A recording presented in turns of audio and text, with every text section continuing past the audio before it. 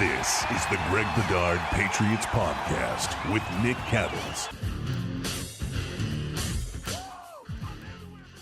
The Greg Bedard Patriots Podcast with yours truly, Nick Cattles. Let's start off with the Patriot stuff, Greg. Obviously, actual camp, right? Guys have pads on. They're practicing now. We're through 6 practices, only one of those in pads.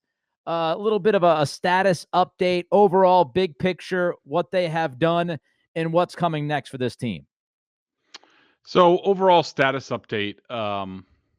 This camp is weird. I know in years past we've talked about Chill Bill and Club Med and stuff like that. I don't know why it seems so different this year. Maybe it's because last year with COVID it was all different. But now the reality sets in of what the schedule is, and the schedule is it's a really, really, really slow ramp up to what they're going to do as far as real practices. I think the team looks good so far.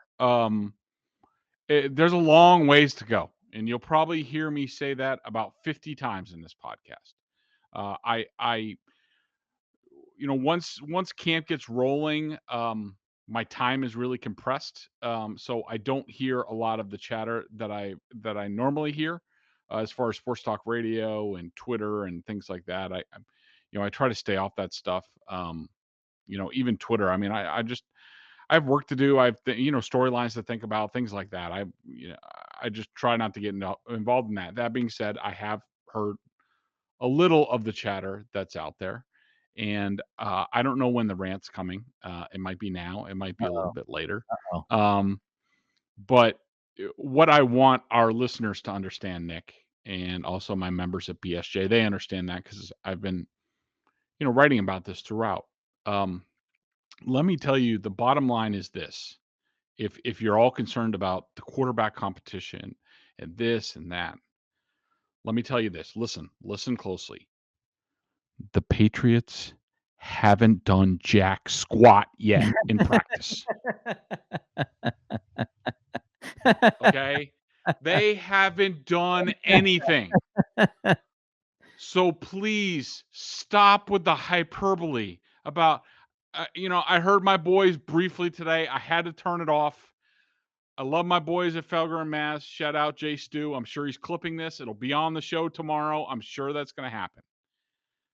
But for anybody to suggest, I think I heard my boy Tony Maz say today that Cam Newton is lapping Mac Jones.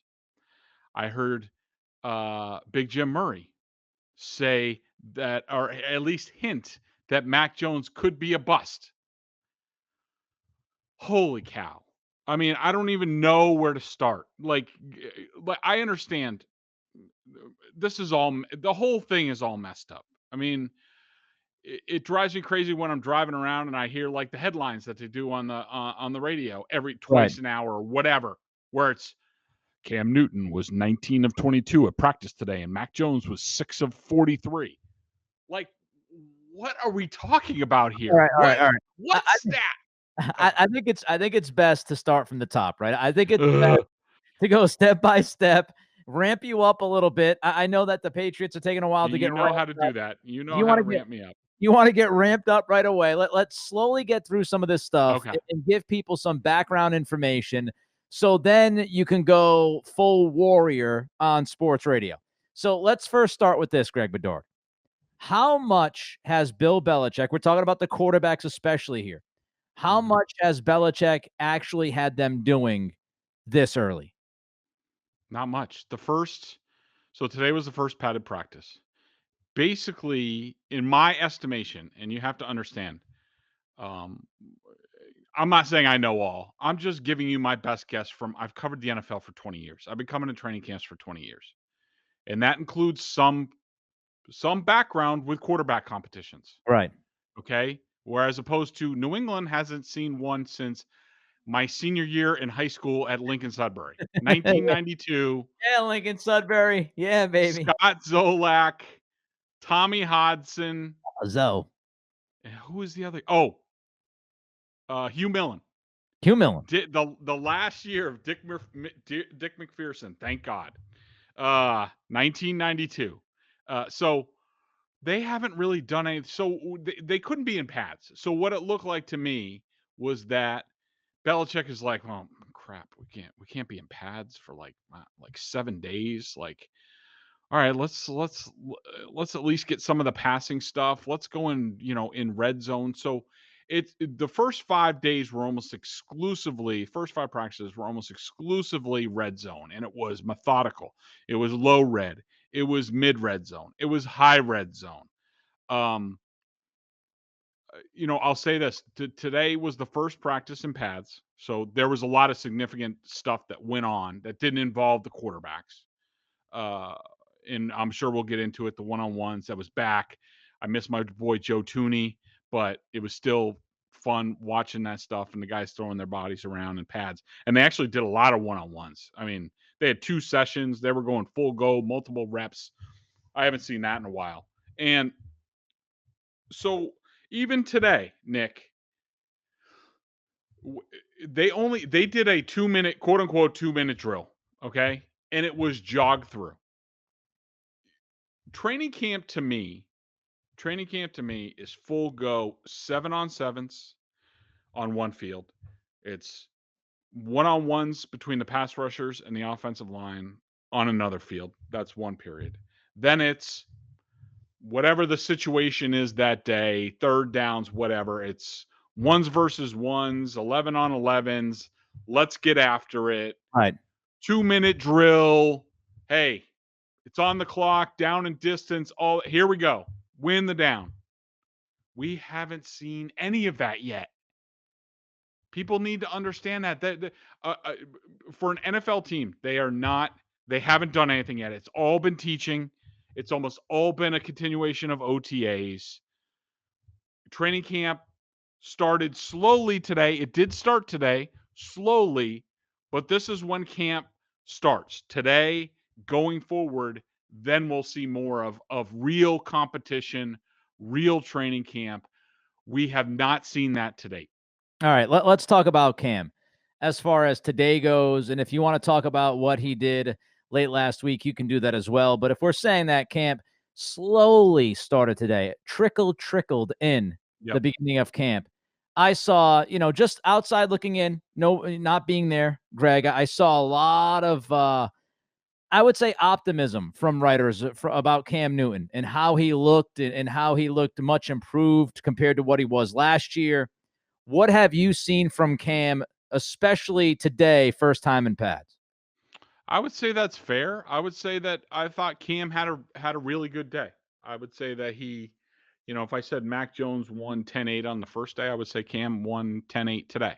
I thought that he has looked more and more comfortable each day.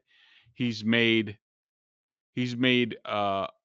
more, I would term them plus throws, as listeners to the podcast know that I use that term during the season reviewing film. I would say he's made more plus throws with each increasing day. He looks more comfortable. They have mixed in his running repertoire into everything. So I think that he's looked good. Now, I also want to point out that a lot of the stuff that he's looking good on is sort of pre-scripted. I'm sure they've gone over it in meetings before they hit the practice field. This is what you're going to do, X, Y, and Z. That's, sort of, let's say, like straight game plan, first 20 plays of the game stuff. Right. Yep. Not exactly, bullets are flying. Hey, we need to change our approach. We're going to do this. But I do. I think that Cam has, because we talked about this in OTAs, and I remember I said something along the lines, he looks like same guy. No, he's improving. I don't know what his deal was in OTAs and the offseason practices. Maybe he was dealing something with physical. He had the hand thing. I don't know. But he's looked better. Now, am I going to say he's lighting the world on fire? No. But I think he's doing a better job playing within the offense. I'm still looking for him to, change some plays, change some looks, that sort of thing, which is really the sort of the key to the Patriots offense. I have not seen that yet. And maybe it hasn't called for it. I mean, I've seen Mac do it a couple times, but he's normally more involved with that stuff, and we haven't seen that. So again, that's the slow buildup of the offense, the teaching. Right. But yes, I think Cam's done a nice job to this point. I do. Now, let me ask you some follow-ups about Cam. First of all, zip on the football. I'm reading that his arm looks a little bit stronger, that there has been some consistent zip compared to what we saw last year. Would you say that is true? I've never really had much of an issue with Cam's arm. Even I'm trying to remember, even back to last year. I mean, I'm Even sure. the dirt throws that people always love to point to on Twitter and some of those funky throws where he ended up really short. Yeah, I mean, I would say that had to do more with mechanics than his arm strength. All So right, if you want to say, are his mechanics more consistent and he's throwing a more consistent ball? Yes, I would say that's okay. true. Yep. Good. That was my next question. Was the mechanics part of it? If the mechanics look better, is it looking as much of a shot put as it did last year? Do his feet look better? He looks like a cleaner quarterback to you in the pocket. He does, but again, I think this goes to the stage that we're at, where a lot Okay. of it is pre-scripted. Right. Get the ball out. I mean, I will say on the times when he does hold the ball, and he does hold the ball when they go a little bit more off script, say 7-on-7 or what have you. Uh, I would say that his footwork and mechanics have stayed more consistent than they were last year. All right. Last one for you as far as Cam, then we'll get to Mac. We talk about pre-scripted plays and all of that. When would you expect, especially with this new schedule they're working off of, when would you expect it to be the time when we can sit back and say, okay, this wasn't all pre-scripted. This was Cam, reacting, knowing the offense, and playing well enough to not get excited, so to speak, but to say, all right, maybe I believe in this a little bit more because this isn't all written down and figured out before they get out there. Good question. In my gut, what I think is, I think that they're going to have a very simplified approach in the preseason opener, which is a week from Thursday already against Washington. Yep. I think that's going to be from where they are right now. I think that's going to be very simplified, and I think they're trying to. I think they're trying to build up both quarterbacks slowly. So to me, I'm really. I think the game is on. The scoreboard is means more in my mind after the Washington game and Okay. leading into the joint practices with I think the Eagles are first. I think Cam gets first shot there. Mac's going to get tested too, and so to me, that's after the Washington preseason game is when things get rolling in my mind. Okay. So the Washington preseason game is actually my birthday. I'm scheduled to be in town. Happy Big birthday to guy. you! Yeah, I'm scheduled to What? be in town. So maybe, just maybe, we'll sneak away for a beer at some point. Not during the Patriots game, of course. You'll be working. But so Yeah, maybe I'll put you to work at BSJ to freaking we're, do something for a change. we're looking at the 16th, that Monday. So middle of August is when we start to really pay attention to the scoreboard, so to speak. All right, so we've got Cam, took care of him. Hopefully everybody gets their information on him from you and they're content with that. Let's move to the other guy. Let's move to Mac Jones. What have you seen, especially today? How do you feel about his development up to this point, which again has been handled very slowly, trickle. Yeah, he looked a little bit like a rookie today, but nothing that's out of the ordinary. I mean, you have days like today. I wouldn't say it was awful. He made some, really nice throws. There was one in the corner of the end zone to Aguilar that the referee disallowed that everybody else thought was a touchdown. That was a really nice play that he kept alive. And I've been impressed with him. I mean, it's been a little bit herky jerky, inconsistent, but that's to be expected. He looks to me like he's a big sponge that they're throwing a lot at him. They continue to do that, and I think he's doing a nice job. I would say he's throwing the ball with some nice arm strength. I want to see him more in the with the bullets flying in the preseason and pass rushers that can hit him and things like that to see how much he steps into throws and things like that. But I think he's done a nice job to this point. There are plays that he makes that you see him throw with anticipation that you're just like, wow, I don't see that very often from a young kid like that, and I don't really see it from Cam Newton. And even Kendrick Bourne, I think Tom Curran asked him about it today because it was one of the plays. So off of the first, just to take people back a little bit. So off of the first practice, I wrote a column that there were these distinct snapshots in my mind from practice of reactions by his teammates, Mac Jones's teammates.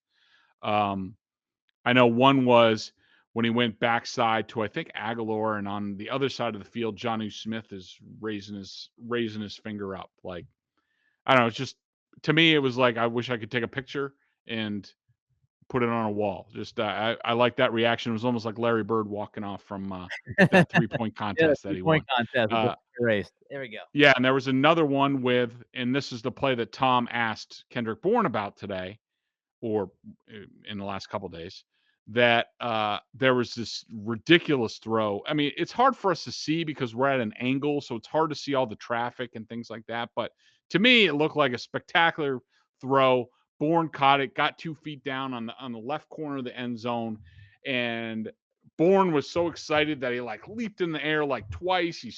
He's he's spiking the ball. Like you don't normally see that kind of reaction. It was basically in my mind, it was hot damn, that was a nice play we just made. Yeah. And then the final snapshot was, and I thought this was pretty telling. Mac had a great period. There were a couple drops. Maybe his quote unquote stats weren't great from that period, but Mac was playing his ass off in that period. He was putting the ball wherever he wanted to. It was great.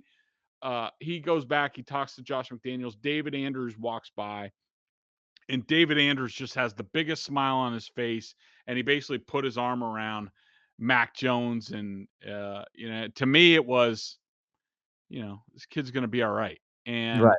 and so those are the type of plays that he makes. He'll do it at least once or twice during practice. Now, does he have some negative plays? Sure, but you got to remember, this is a freaking damn good defense that he's going against, and I'm sure we'll talk about that later. There's a lot of talent on this field, and so Mac's been inconsistent. Some of it, is his own fault. Some of it is his teammates. Sometimes he's throwing to like Devin Ross, who, holy hell, he has not looked good out there at all. And those type of guys, and some of the tight ends, I don't even know what their names are. So yeah, and so some of that is going on, but I think he's making progress, and now you're looking. You get this with rookie quarterbacks, especially. You get it with rookie players.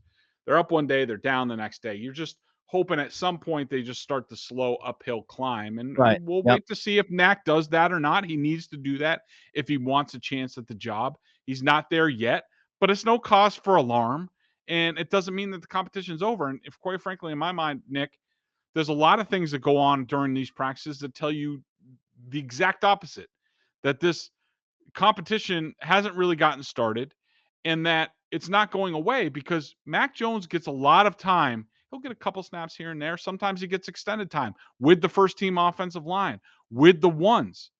And if it's a done deal in Bill Belichick's mind that Cam Newton's going to be the week 1 starter, you don't do that. You might give him a shot here and there. No, Mac gets extended time. It's much different. It's basically he's leaving the door open, is what I would say. It's interesting because I saw some things on Twitter over the last day or two, especially today, saying that Cam, if you looked at how they split the snaps and the reps with the ones, Cam looked like he was clearly the guy that rolled into practice today off of what Belichick said earlier in the week or over the weekend about he's our starting quarterback, which I thought people misread that whole situation and didn't pay attention to the rest of the context of what Belichick said. I think he was saying Cam is our guy right now, and Mac Jones needs to take it from him. I think that's what I got from it. Anything else on the quarterbacks before we move forward? No, not really. I mean, I just think that got it all out. This is a long ways from being over, and I'll just say I appreciate the work, and I'm not going to criticize people's work. I just think, in my mind, and I know there are other veteran reporters on the beat that share the same viewpoint as I do. stats without context are useless, in my opinion. Right. And Yeah. just throwing raw stats out there doesn't mean crap. I mean, look, there was a couple of years ago, there was a lot of conversation about Jarrett Stidham's rookie year training camp stats. That hasn't really amounted to much. I mean, some of it is injury related or whatnot. But I just look, the bottom line is, um, I really wish people would stop repeating these stats over and over again on sports Yeah. talk radio. You don't know what you don't know what you're talking about. Yeah. Like I you're just tweeted out, repeating. I It's tweeted just out the other day at Nick C Radio. If you want to follow me, I know everybody follows Greg at Nick C Radio. Little plug there. But I tweeted out, like, I already knew as soon as they were out there last week. And I'm not holding it against the writers. You've got a job. You do what you got to. I yep. get it. Hmm. But being on Twitter as a talk show host, like throughout the entire day, every single snap, every single throw. And I said, I know that I'm going to lose my ever loving mind over the Hmm. overreaction of everything that happens from day to day. And and I get it. People want to know about the quarterback situation. We talk about it. We just did. We spent 20 minutes on it. We're going to tell you about the quarterback situation, but we try not to overreact to every little thing. You got to look at this big picture. And I think some people get sucked up in that everyday vacuum, and it's maddening. We have a lot more to talk about. All right. So let me ask you maybe one or two main takeaways from the first day in pads today. Your general impressions, one or two big picture things that you're kind of seeing on the field by the football team, by the coaching staff. My top takeaway is that, man, this offensive line is good. I mean, they really are. I was looking forward to that.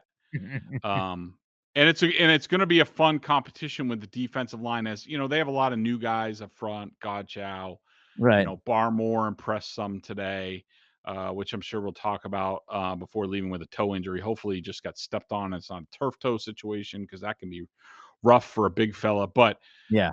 the offensive line of Isaiah Wynn, Owenu, Andrews, Mason, Trent Brown, like, man, those guys bring it. I mean, basically what happens is, I watch the one-on-ones through my binoculars. I try to do my best keeping score. Everything, people will see things differently, but I had the top offensive line. They were they were the top 5 blockers. I'm looking for the total that I had up there, and I can't wait, hang on. I have it. So the top 5 starting linebackers during one-on-ones, they went a combined 12, 3, and 6.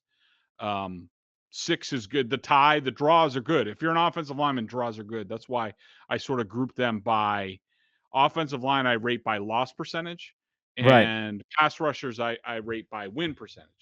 And I thought that the starting offensive line was just awesome. They just were, and they always go up against the starters at least the first round. So it's good competition. I thought they did a good job in the running game today. There were some good holes. Uh, Speaking of that, with the quarterbacks that we were talking about, truth be told, there wasn't much passing today. I mean, Yeah. even like Mac Jones's interception, really when you're in these period and they're run heavy periods, really the first like 5 yards are really what matters in the play. And they might tuck it and go play action once in a while, but it's not hugely competitive after the first 5 yards. And it was almost all run today. And I thought the first team offensive line uh, was tremendous. I mean, that's just right up your alley. Big offensive line Yep. play. Yeah, I was reading that Owenu and Wynn specifically looked really good on the left side. And listen, this offensive line should be top 5 in the league if they're Yep. healthy. Said that over and over and over again. So it's good to hear that they're playing off to, well, not playing well, but off to a good start in camp. All right, 3 players, Bedard, 3 players that have surprised you so far. I don't have any ranking on these, but just guys that come to mind so far. I will let me point out Christian Barmore today, the rookie, who they Yeah, I heard traded he up for in the dominated second round. one-on-ones. Is this Yeah, I don't know if I would go that strong. I had him for 5-1 today, which is really good. But again, stats need context. He Right. did not go up against any starters. When he did go up against a starter in Owenu in the point of attack drill, where it was sort of like, you have like a offensive lineman, whoever is a lead blocker and one guy, and you're trying to play off two gap sort of thing to get to the running back. Owenu pretty much dominated him. Now, I will allow that maybe he was hurting at that point. I don't know. But his pass rush is everything that you think. And you could see that he's getting in the mix not only in sub but also in base some. So I think he's off to a really good start. I would say, Nick, it's not perfect, but I'm tantalized by Aguilar and Bourne. I think they've been great so far. They've been as advertised. They're only going to get better. Bourne is a guy who explodes off the line, separation. Aguilar, the same type of thing. I mean, you watch it and you're just like, wait, this is the Patriots. They have wide receivers that can actually do that. So I've really liked those guys defensively. Let me ask you this before you move on. When Yep. you look at Aguilar and Bourne, obviously Gilmore's not out there, so they're playing against some of these other guys. How much does that play a role? I mean, is it? I don't want to take it away from Aguilar and Bourne, but should we adjust our expectations based off of who they're getting run against early on? I don't think so. I mean, they're going Good. up against often with Jonathan Jones and Good. J.C. Jackson, and Jalen Mills isn't he's off to a good start, I would say, and other guys. So no, I don't think at least not to this point. I don't think that's a factor. I've just been impressed with the energy that they've brought. They get open. The quarterbacks are getting them the ball, that they've looked this good, and I wouldn't say that Jones and Newton are lighting the world on fire. To me, is a really good sign. And it's too bad. The other guy I wanted to mention, Nick, and it's too bad he got hurt. I would say, Henry Anderson, the end from the Jets. He Yeah. took a shot to the chest the other day. He was not out there today, Yep. which is a shame because of pads. But I thought he's off to a really strong start in this camp. And he was a guy that I wasn't sure, could he get overtaken by some guys? Of course, Byron Cowart, we haven't seen him on the field yet. He needs to get into this competition at some point, or he could be the odd man out. But I would say those are the players, the groups of players that have really stood out to me so far. Good. So Barmore stood out. The two wide receivers that they signed stood out. And Anderson stood out. How about three guys that you're still kind of checking out, figuring out from what you've seen? I would put Hunter Henry in that category. Certainly a big guy, decent athlete, catches the hell out of the ball. I have a little bit worries, and maybe it's because he's going up against this defense, and Adrian Phillips is out there, and Kyle Duggar's out there, and Mills and McCourty, and so it's tough sledding for a tight end, in my opinion. Uh, I can't wait till we get to games and get a little bit of film to look a little bit more at him getting off the line. How effective is that going to be? I just see a scenario. I do like Jonnu Smith. I've liked a little bit more. I like how they use his athletic ability. Basically, a lot of what they're doing is Jonnu gets the short area of the field, sort of like the Hernandez stuff, Yeah. and Gronk. Hunter Henry gets the Gronk stuff down the field, sort of backside seam sort of stuff. And he's fine at it. And maybe we're spoiled by watching Gronkowski for so many years. But so Henry's a guy that, I'm curious about. I thought, Judon, I want to see more in pads. I thought he did some nice things today. Oh, He people were going nuts about him today. I saw Yeah, on Twitter, people were tweeting about how awesome he looked in pads the first. I was getting excited. I was reading the stuff on Judon, Greg, and I was practically lactating at work as I was reading some of these things about what he was doing with pads on. Are you telling me Judon wasn't special today? I don't know if I would go that far, Nick. I did, he was good. He ran around Trent Brown like the big man was standing still, which he might have been on one rep. But I also do think I think I had him for a loss at one point today. Who did I have? Oh yeah, I had him for 1-1-1 in the pass rush drills. He did have a decisive win against Trent Brown, so that's really good. I I thought he looked good on the edge in the running game, which I Yeah. figured is where he would stand out. Yep. I do want to point this out, and I forgot to put this in my notebook today, Nick, but one thing that I noted about Judon is that there was a play where he chased the running back. I forget who it was. It might have been Damian Harris.